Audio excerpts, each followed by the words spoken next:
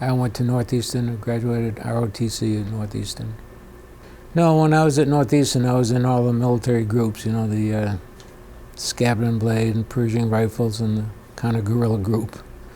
But I got involved in the ROTC flight training program when I was a senior, and they let me go to Norwood Airport, and they paid for all my flying lessons. And the agreement was when I graduated, I would go to flight school in the Army. I went on active duty in 1967, and I got off active duty in 1973, and then I was in the National Guard for the next 23 years, so I got out of the National Guard in 97. Yeah, the National Guard was great. It was a good part-time job, and I needed the money when I got out of the service. And yeah, it was a lot of fun. I was a helicopter pilot, and it was a lot of fun. Had a great time. I went to Vietnam in 1968. I went to Vietnam.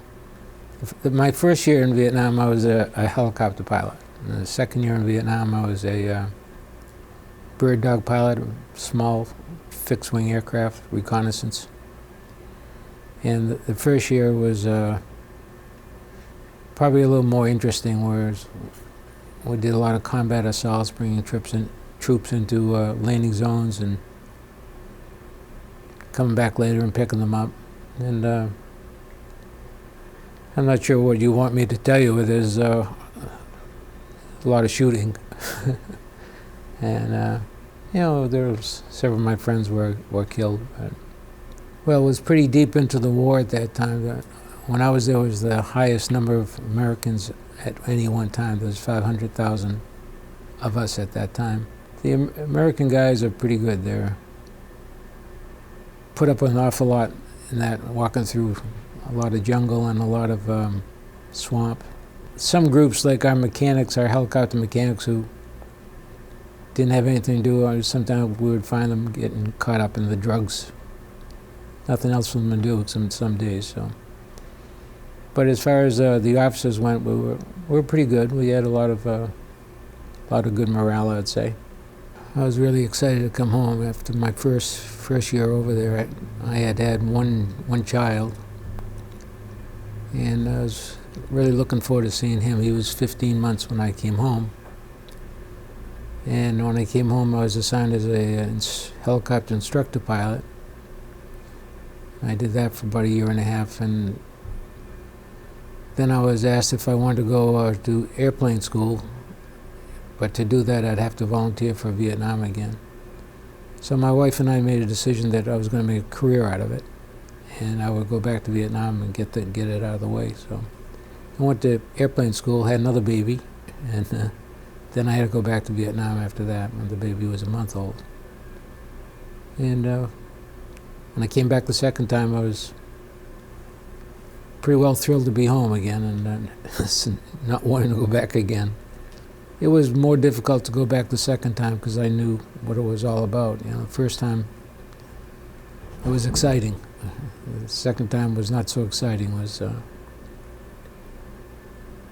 I wasn't happy to go back the second time, but it was hard. Yeah, that was a hard thing to do.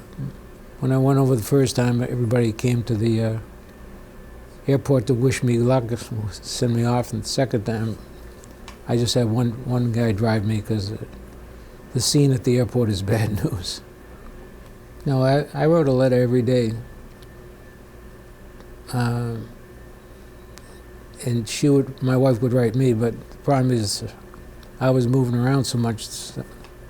Sometimes the letters would catch up, after 2 or 3 weeks, and I get like 20 letters at once and sit down and read them. But yeah, we stayed in touch. We didn't have what they have today, where you can pick up a cell phone and talk to your wife at home. You didn't have that. But I probably had more fun my second year when I was flying the small airplanes, the bird dogs. I used to have a visual reconnaissance route I'd have to fly into Cambodia. And along the way, I'd see a lot of wild animals. So I'd see a lot of elephants and tigers and big deer. And There's some funny stories. I scared a bunch of elephants that were in the river, and they ran along the river. It was like a grassy area. There was no trees, but there was this one tree, just one. And the elephants went up the bank, and they all put their heads against the tree, thinking they were hiding from me, and it was actually a pretty funny sight from the air. But yeah, I have some good memories. War is not good. Not a good thing at all, but as far as being in the military, the military is great. The military was a great thing to be part of. I met a lot of wonderful people and got a lot of great training. The benefits were great when I got out of the military. They're good right now in retirement. I pay virtually no health bills at all. What the government doesn't cover, the military covers. The government meaning my Medicare. The military covers the rest. So my advice is if you're a young man and you're not tied to young woman, and not tied to too much family stuff. If you want some excitement and fun, and they treat you well, it's a good thing. But as far as war goes, it's not a good thing, and I'm sorry we're still involved in wars. I returned home. I'm not sure what you mean. How did I get home? I flew on. They send you home on a 727 jet, and being at home was great. It was great seeing the wife and kids and the family, and didn't take long to adjust. There was actually just one, now as I think about it, one person that is my friend that gave me a very hard time coming back from Vietnam. I guess there was a lot of anti-Vietnam thought going through the community when I got back in 1972, and most of the Vietnam vets coming home were not treated that well. No, I was never wounded. When I came back after the second tour, they sent me to Arizona, and I spent 2 years in Arizona as a company commander. And it was a good time. I enjoyed it. I didn't get wounded. Really good people that were killed and have had a chance to live, It's a huge sacrifice. I didn't mind seeing the Vietnamese being killed, but it really bothered me when I saw the American kids being killed. And after a while, you get pretty well hardened to it, It's not you have to accept it or you go crazy. And you can't be worried about your safety. If you're worried about your safety, you can't do your job. So, I don't know what to tell you about war other than it's absolute last thing we should be getting involved in. It's easy for the politicians to say, I'm going to send a couple of thousand guys. Well, that's a couple of thousand guys with a wife and kids and families, and the politicians bother me a lot when it comes to war. A lot of them never served in the military. Look at, I hate to bring up his name, but our president has never served anybody. He's never served the military, he's never served in a political office. Never served anyone. And yet he's sending people, probably sending people into war situations. But that's just my own personal opinion. Anybody that serves our country, firemen, policemen, soldiers, we owe a lot to those guys. In my position as a company commander, just treating people fairly, but realize that not everybody's a good guy either. A lot of people love to take advantage of you, but there are good guys too, and you tend to reward them and give them the better things. And if you look at that life that way, in your own life, when you look at your jobs that you're going to do, do a good job, be a loyal employee, you'll make out well. The thing with Vietnam was that you were there, when they sent you there, you were there for 1 year. So everybody got there at a different time, and everybody goes home at a different time. And today you might be with 3 or 4 guys that you're pals, but they're leaving next month, and new guys will come in, you won't see them. Then you leave, and people lose touch with each other. I went to a reunion of one of my units last year, and there was about 50 guys there.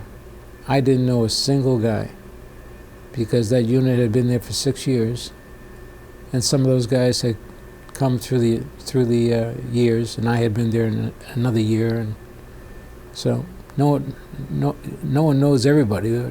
But I was hoping to meet a couple of the guys I was with, but I didn't know anybody. So it's hard to keep close relationships, to answer your question. I still have a couple of friends that are from the war that I stay in touch with, but not many. Yeah, life was chaotic. It was, you're at the age too when you're in your 20s, where your buddies are back home. Out of all the guys I grew up with, I was the only one that had to serve. My buddies were at home, getting their careers going, raising families, and